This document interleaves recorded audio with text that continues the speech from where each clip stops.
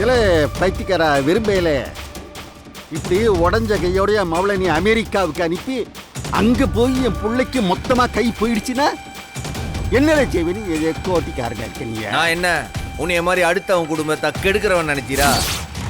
என் பொண்டாட்டியுடைய கனவு அது அமெரிக்காவுக்கு போயிட்டு படிக்கணும்ன்றது. அதை நான் நடத்தி வைக்க மாட்டேனா? என் பொண்டாட்டிய எப்படி அமெரிக்காவுக்கு அனுப்பணும்னு எனக்கு தெரியும். அதை நாங்க பாத்துக்கிட்டு தான்.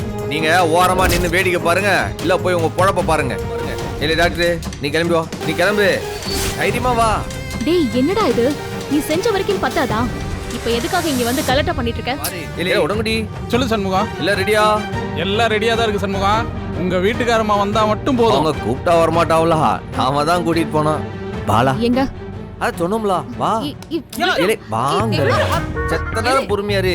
சரியாக்கி விடுவோம். கிளே